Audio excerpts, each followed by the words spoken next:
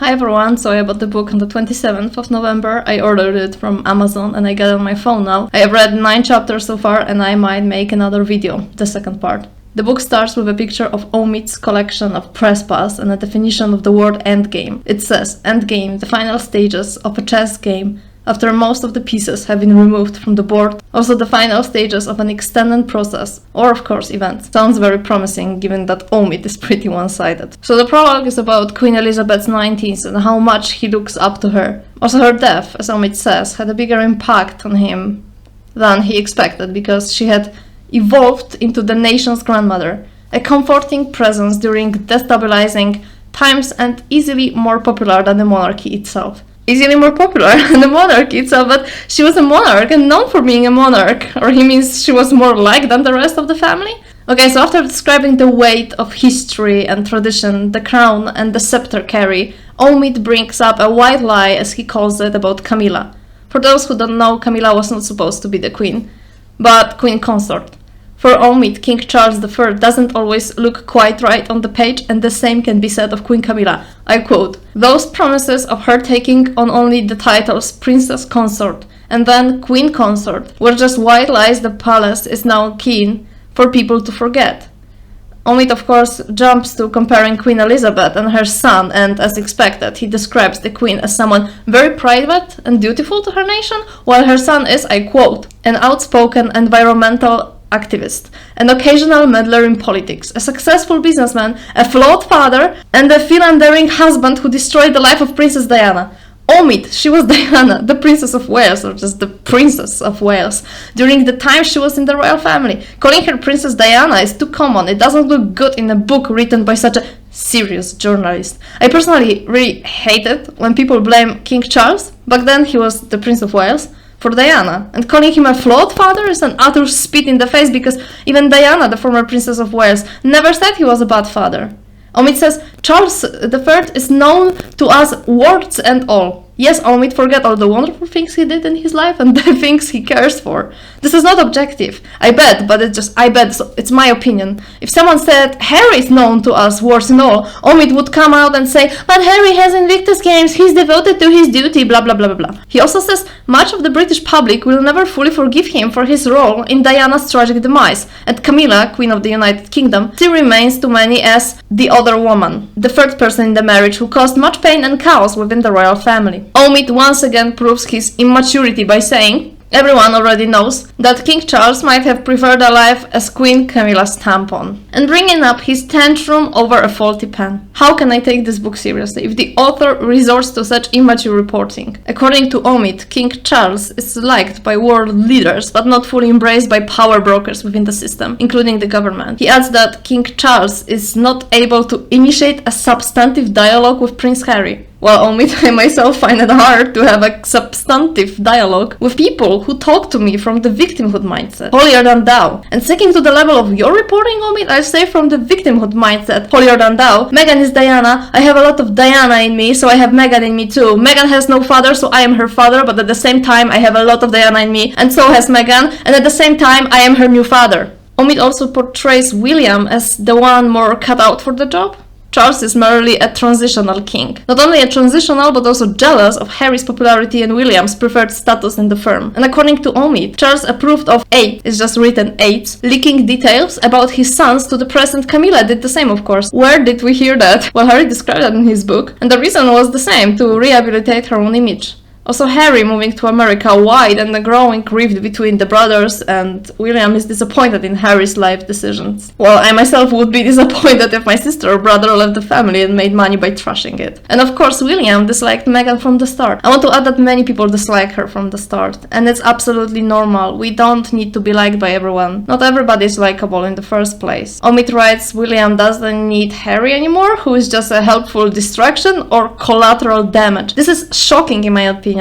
First, Harry calling himself a spare, now Omid helpful distraction or collateral damage. It looks to me as though they are trying to portray the royals as such cruel people who dispose of the useless ones to their own advantage. Omid highlights the role of Meghan and Harry in the future of the monarchy as important as ever because they raised issues such as bullying, misogyny, whatever, racism, or in Harry's words, unconscious bias, institutional cruelty, and all of that remains ignored by the palace, who only promise to focus on diversity within the royal households, and it doesn't do any good for the image of the king. And wait for it, King Charles and Prince William want to take over the House of Windsor by selfish agendas, a culture of cover-ups and PR trickery. It all sounds so pretentious.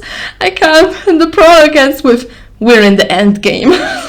So in the first chapter, Omid shows the kind side of Queen Elizabeth and how dutiful she remained to her death. That's true. How kind she was to her pipers, and how Prince Harry amusingly called the instrument drunken octopus.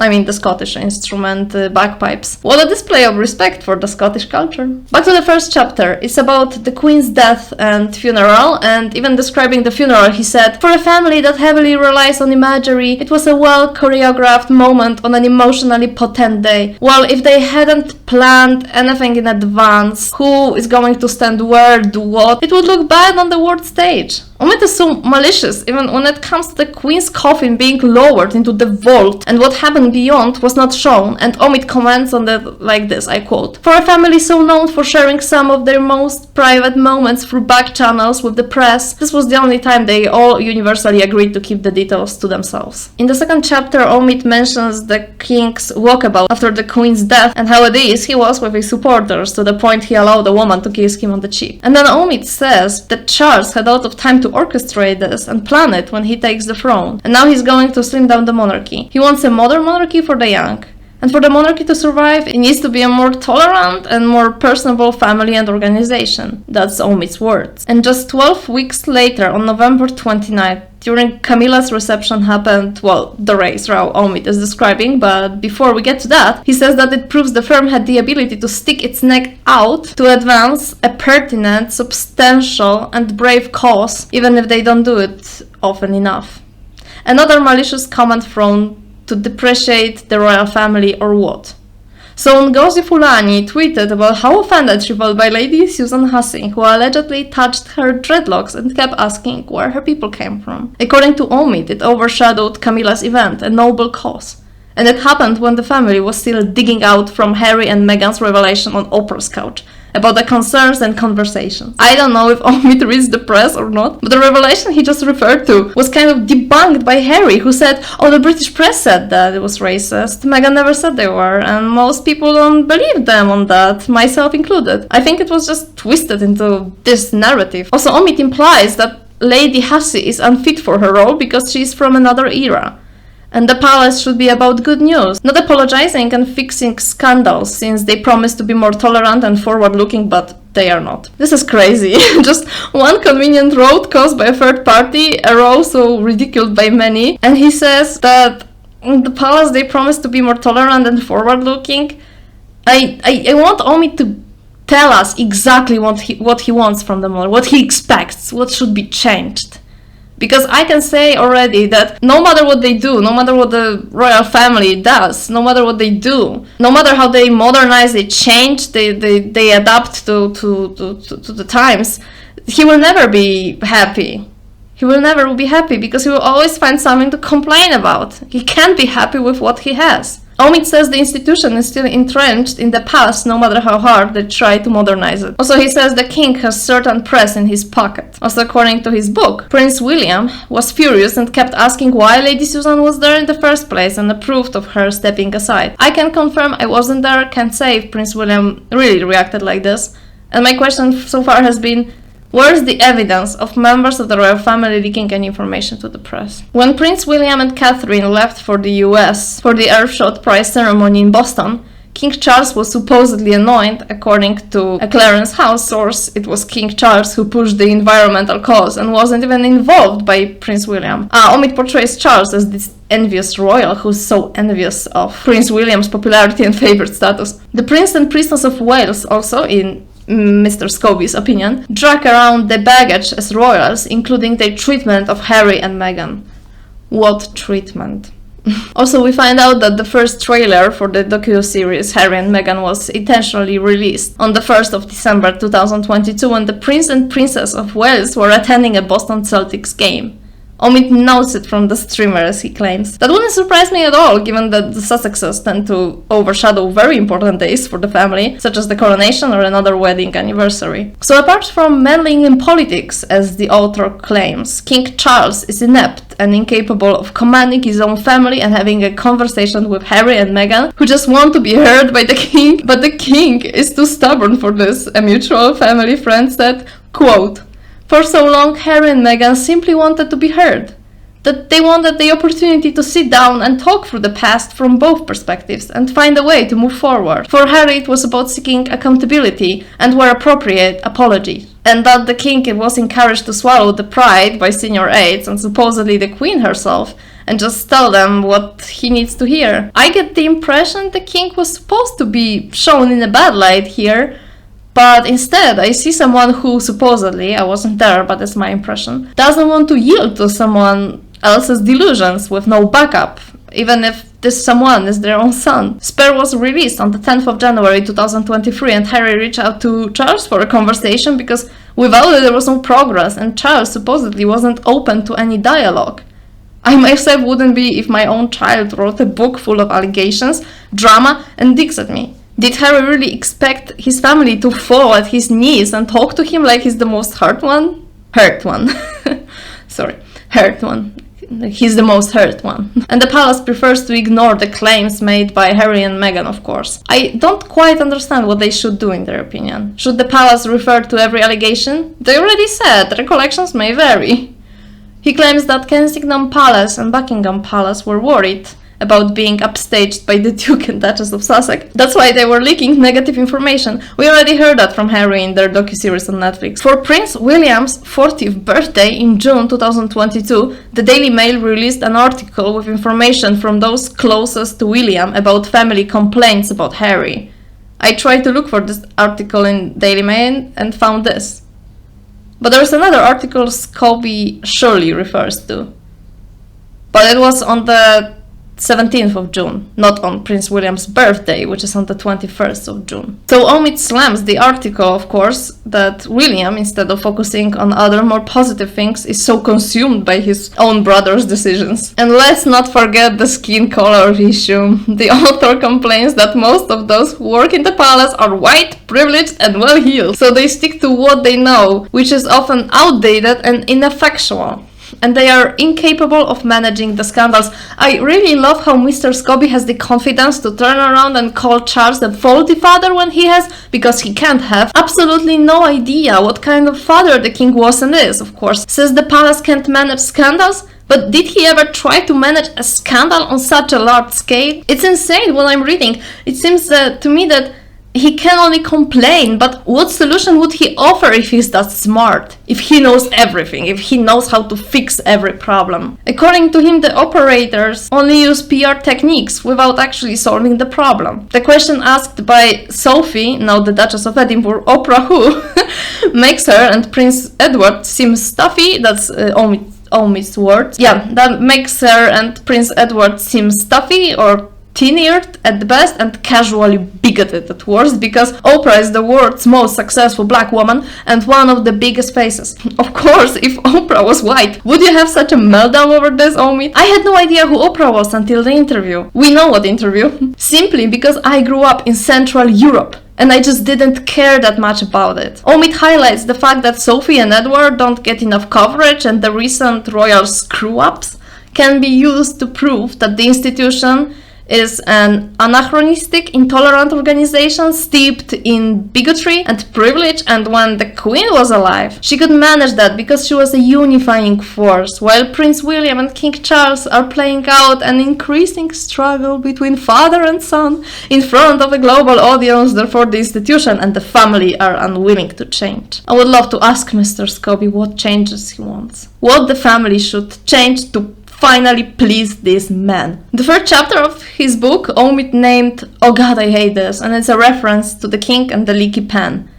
I think it speaks volumes already. Much as Omid says he understands that sometimes we get mad because of things not working properly, this is the king, such a serious figure who throws a tantrum over something so little when composure is required. And he brought up the king gesturing to his private secretary to remove a tray of pens. So here he complains that the king had a meltdown, but many people have when something is not working. I get mad easily too. And then he says that this institution is so void, or I don't know what to say. No, I will say it later what he said. That this institution doesn't approve of human emotions. Well, but when Charles displays human emotions, when we get mad when something is not working, then it's bad because he's the king. So I got no idea. I'm lost at this point. Omid refers to a family source who said that King Charles, after the release of the docuseries, requested a wall of silence so the people don't speak ill of his son. But according to Omid, it didn't last long because the release of the docuseries overshadowed his visit to Wales. And a second source said he went from not wanting anyone to talk about his son to openly criticizing that fool. Omid says that even though the palace and those working with the Prince and Princess of Wales remained silent, complained to preferred journalists in the royal rota in the form of anonymous source quotes. So according to this book, Harry reached out to his father before Spurs' release, but Charles was cautious because the message among the family about Harry was he is not to be trusted.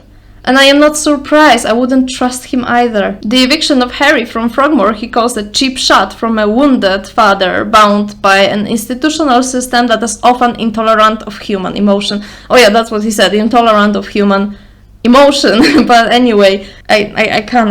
What are they intolerant of human emotion? Omid says that nostalgia keeps the royal family relevant, and during Prince Harry's service, the palace heavily leaned on the young prince's time on the battlefield in Afghanistan for a boost of its own, and it was their PR win. Also, Harry didn't want to carry out interviews, but he was told it was the right thing to do, and thanks to one of them, the world learned how many fighters Harry killed. Omid and his quote, "The reality is King Charles III and his relatively short reign will never reach the national treasure status that his mother achieved killed me." Well, maybe because King Charles has been the king for a year now. He needs time like any monarch. And why never will? We never know what a place he's going to earn in history. Omid refers to the king as just some bridge, and he is there to secure the sail until the next in line can steer the ship into new winds. It's because some people oppose him and throw eggs in his direction. More artists decline to perform for the king, and service show the growing impatience for the family. The institution struggles to connect with the younger generations, but when Meghan and Harry were in the family, they could because of their generational awareness and interest on progressive social causes, while Prince William and Catherine's guest appearance for BBC Radio 1 was stiff, and their videos on YouTube barely reached 2,500 views. And I want to say that Queen Elizabeth was not always adored and liked by many. Some people even threw insults at her too. So I don't think there will be a king that's gonna be loved by everyone. Even Diana, for example, Christopher Hitchens, if you can Google what he said about Diana, even though she was his countrywoman, no, he was her countryman, and you would expect him to approve of Diana, but he called her the Duchess, not the lady of Versace, or any other things that showed that he didn't really approve of her. So Omid brings up Afua Hagan, a journalist and social commentator, who says that many young people who hoped to see Britain more diverse, equal and tolerant, and the royal family are not part of the picture because they want to stick to something from the past. Well, I think that is pretty normal that you have a monarchy and you stick to the monarchy, you stick to the tradition, but at the same time you modernize that. There were times when we, peasants, we were not even allowed to touch the king. We were not allowed to come near the king, and right now you just wait in the crowd and you can see the king, you can shake the king's hand. So of course they modernize. But it takes time. Of course it takes time. Omid knows that from some source, the queen lacked faith in his son and needed someone to trust. He also calls Prince Andrew and Prince Edward her Spurs, the queen's Spurs. Again, he calls Princess Charlotte and Prince Louis Spurs. Back then, Prince Charles, now King Charles, reached out to Meghan in spring 2021 after Oprah interview to express his disappointment that the couple chose to go so public with their word. Omid claims to know the identities of two people interested in the baby's skin color, as it was revealed in the private letters between Meghan and King Charles. Meghan had such a big problem with it, but She never used the words racist or racism, and it's actually true, but when Oprah asked if the skin were too brown, would that be a problem, Meghan replied, if that is the assumption you are making, that is a pretty safe one. Yeah, she doesn't use those words, racist, racism, but she refers to racism. And last year, Prince Harry and Meghan received the Ripple of Hope Award for stance against structural racism. Back to the book. Meghan's bigger concern was, I quote, the way in which these conversations were had, their tone, revealed the lingering unconscious bias and ignorance within the family that needed to be addressed. I don't know why Omid included such revelations about the king's preference, and we don't even know if they are true. Omid says that comes from insiders. I will include some of them. Eggs must be boiled exactly 4 minutes. Pajamas must be pressed. If the shoelaces get the smallest bit threadbare, they must be switched out with a fresh iron pair, and someone, probably his aide, not specified, must squeeze exactly 1 inch of toothpaste onto his toothbrush. Even if it's true, then what? What? Why include that in a book? Finally, Omid gives some evidence to how the information gets leaked to the press, and he says the king hired a former CEO, deputy editor of the Daily Mail, before that the Mail on Sunday, to lead the palace's in-house media team. Also, King Charles, according to this book, threw a party in Dumfries House in Scotland, where he invited royal reporters and explained to one of the guests his position on Meghan and Harry moving to the US, quote, I made sure they were taken care of when they left. Their stubbornness doesn't make it easy. And that's how we know how much money he was giving and what he did for the Sussexes. Princess Michael of Kent was mentioned. Yes, the same princess who wore a brooch to a Christmas lunch. Meghan was also attending. Omid called her blinded by unconscious bias, or just callously indifferent. Tell me Harry and Meghan told you to say unconscious bias without saying they told you to use the expression. And that was, according to Omid, another example of ugly, systematic racism bubbling to the top. The approach of the palace to race, racism, and minorities he calls blasé, and to him it's bizarre that the palace remained silent on BLM given that one of their members was biracial. Omid also brings up the racism in the UK, so I quote, Black women in the United Kingdom are statistically 4 times more likely to die during childbirth, largely due to wider cultural and structural biases. I had to read it a few times because it makes no sense, and still I don't get it. Young black people are more likely to be stabbed by the police, and more black people die of COVID. He says a lot of prejudices and behaviors are subconscious because ingrained into British culture, and the royal family avoids engaging in conversations about their colonial past and slave trade. He brought up the things, nowadays unacceptable things, said by Prince Philip, the Queen Mother, back then Prince Charles and the Duke of Windsor's disturbing friendship with Adolf Hitler. He included Princess Michael of Kent too, and strangely Prince Harry calling Mr. Han So according to Omid, it goes to show that royals do have prejudices. He mentioned his own experience when a season 8 didn't expect Omid to speak with a clear English accent, or a staff member calling a less developed part of London the ghetto. So basically he says that the palace and people working there avoid such issues, and they even avoided speaking out against Jeremy Clarkson's article on Meghan Markle. And even Camilla, the Queen of the United Kingdom, remained quiet and was spotted with Jeremy at a Christmas party. And he says offending objects, such as statues depicting black people, are not removed at all, even though in his view it would be a step in the right direction. Even a picture of Saint Michael, a blue-eyed white angel standing on the neck of black Satan, should be removed in his opinion. No comments. Meghan, according to this book, took her job seriously, but still people in the palace thought she was not thankful enough. And when her popularity grew on a royal tour of Australia, New Zealand, Fiji and Tonga, senior courtiers and other family members were growing more and more jealous over that, but we already heard it from Harry. This is so petty and so illogical. And after the tour, articles about Meghan were more and more negative. There was this Duchess difficult narrative, degree wife, and other very unpleasant comments in the press. Omid himself says he decided to cover Meghan's journey more objectively, and that was met with attacks on him. Yes, Omid, objective only about Meghan.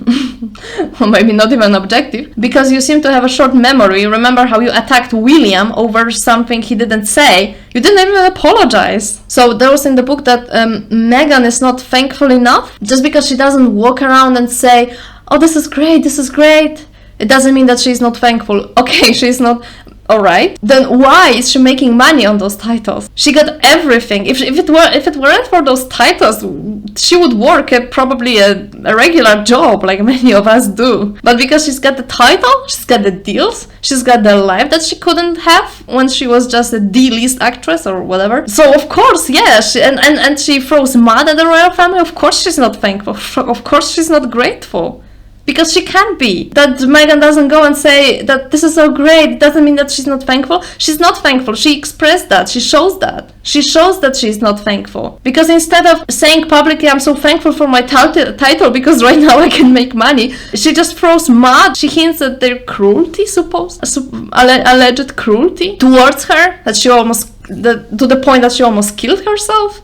I don't believe her on that. I don't believe that she wanted to kill herself in the first place. I think she was manipulating Harry. And because many people are even ashamed to say that they have suicidal thoughts. Myself included, I would be ashamed to say it out loud. I remember when I first when I first heard that Meghan said that on Oprah, I thought to myself, oh my gosh, she just wants attention. She wants drama. Because this is true. If you go and say that, then usually it means that you just want attention. And that's good. Prince Harry and his racial awakening, as Omid describes it, because he was the first to acknowledge the family's white privilege, and it's all thanks to Meghan. Well, at least Omid acknowledged King Charles's the Prince Trust, which helped a lot of people of different backgrounds, also black people.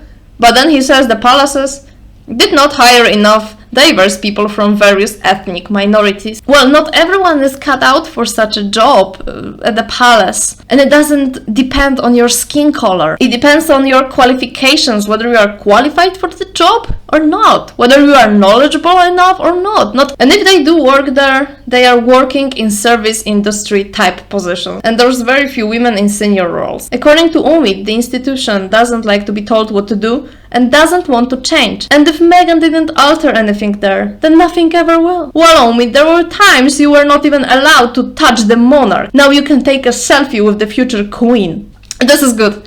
By their very existence, the royal family as a symbol perpetuates the notion of empire and the class system. That's Omid's words. So Omid has been telling us all along the monarchy needs to change, and then he goes, anyway, it's a symbol of empire and the class system. The firm must be redressed in modern colors and populate the institution with diverse opinions and forward-thinking ideas, including a new governing transparency. Omid recalls Prince William's alleged affair, how the palace lawyers sent letters to newspapers about a breach of his privacy, and if it happened to Harry, they would let it run.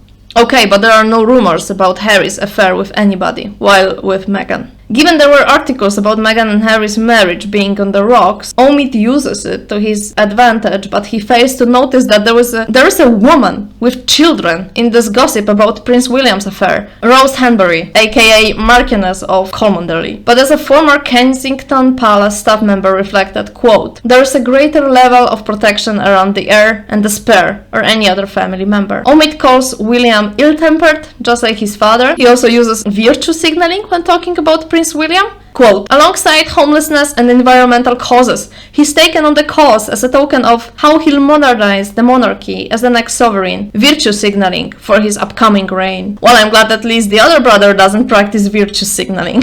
Speaking of the other one, or this one, once dubbed by his wife, Omid says that even though William and Catherine are mental health ambassadors, they haven't publicly or privately expressed any empathy for the Duke and Duchess of Sussex. Does anyone remember the fight between William and Harry described in Spare?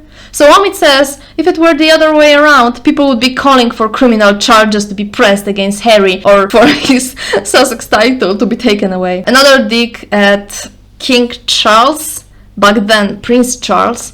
He wasn't always looking out for them, therefore William and Harry had to be there for each other always. Yeah, it buys into your narrative of the faulty father, yeah? We don't know what Charles was like. We don't know what he was like when he was a father to those growing boys, and we can't know that. I have no idea why Omid brings up Prince William's concerns about Meghan, who had lived a life so far removed from his. Is he trying to show Prince William in a bad light? It's a different lifestyle they have there, so rushing into it is not a good idea at all. According to Omid, there are reports that William had been and always will be envious of Harry's freedom as the spare, of course, and that is the cause of his fury. According to a source, William thinks Harry has been brainwashed by an army of therapists. Well, I would call those therapists yes men. This is good, quote, "The Independent claimed the family feels Harry was kidnapped by a cult of psychotherapy." Yeah, if your therapist is a yes man, then yeah. Okay, next. There was a time when William hated the British press as much as Harry, and now he must fall in line as the next sovereign while Harry is at liberty to fight against the British press, and that is the cause of William's frustration. Another revelation. William and Kay supposedly watched the South Park episode Worldwide Privacy Tour and found it hilarious. Well, if they truly did, then yeah, it was hilarious. I watched it myself. William stonewalls poor Harry, who only wants honest conversations and accountability. Well, it's hard to talk to someone who sees nothing wrong about their behavior. Omid, who obviously claims Meghan and Harry had nothing to do with the book, describes their morning as: Meghan makes breakfast and Harry gets children ready. Their staff doesn't help them because they do it during the day. Not in the morning, it's their time. Okay, how does the author know that? That's too private. So they help when Harry and Meghan shift into their work mode. If it's 1 hour a week, as we were told, then a friend of Harry also called him positive, happy and motivating. Whatever. Omid said some commercial deals were made in haste. I highlight the word haste, to secure sufficient money to guarantee their safety. So Omid wants to say that the Sussexes made those deals just to pay for their security and to have a financial cushion. So they rushed into it. Of course one would do that, but why did he use the word in haste? Was it ill-considered? Later on, Omid says they were under much financial pressure to sign those deals. Of course, when you want to live in a big mansion, that's gonna cost you so much money and security and such, then of course you need to have deals that cost millions of dollars. Omid says Harry was kept in the dark about the Queen's final hours. Back then still Prince Charles called him and told him to get to Scotland. Harry was trying to contact William and join him and Catherine, but William didn't answer, and Harry was by himself on that. This man is almost 40 and still expects people to think for him or what? Charles told Harry to come by himself because even Kate won't be there, is the protocol. Meghan's friend said she could sense she was not wanted. Well, I wouldn't want to see a member of my family who first, without using the R word, implies the family is racist, accepts an award for fighting it, and then washes her hands of it by getting her husband to say it was unconscious bias. And of course Harry learned about the Queen's death after the news broke out. Duke's friend said his relationship with the Queen was everything to him. She would have wanted him to know before it went out to the world. They could have waited just a little longer. It would have been nothing in the grand scheme of things, but no one respected that at all. Meghan was allegedly nervous during a walkabout after the Queen's death, and I believe she was. She looked very nervous and lost. Omid writes that one woman in the crowd was seen grimacing after shaking the Duchess' hand, while others refused to put their hand out. I mean, is Omid surprised why people reacted like this? Catherine reportedly found it very difficult too. I mean, this whole walkabout. Omid continues. Writing Spare was Harry's mission to reclaim his story and image from the media. I'll add that, judging by the backlash, he damaged his reputation even more and came across as a spoiled prince who doesn't know how to take any responsibility for his actions. There's people who want them to finally stop moaning and complaining, so I got some good news for you. They allegedly are going to stop. They've been telling their side of the story for so long because it takes time to complete projects of this kind, and now they're more than ready to move on. Well, I want to see that with my own eyes, because without the titles and connections, are they even interesting? Omid calls the paparazzi chase a distressing 2-hour paparazzi chase around Manhattan. And that's enough, I guess. Aside from being caught in a paparazzi chase New Yorkers deem impossible, Meghan and Harry, as Omid says, are building a better online world, partnering with families who have suffered the most extreme impacts of social media. I get the impression that the only reason they are interested in it is because they get such negative coverage, not because they truly care. Finally, we learn from a source what Meghan is going to do to build her own business, and I quote, "Meghan is building something more accessible. Something rooted in her love of details, creating, hosting, life's simple pleasures and family. Meghan is busy working on creating something safe and timeless, and something that won't be accused of riding on the back of anything royal." I personally wonder how the last sentence is going to age. A friend of the Sussexes said they see the way their children are treated differently, And why is that? Because they didn't automatically become prince and princess when King Charles ascended the throne.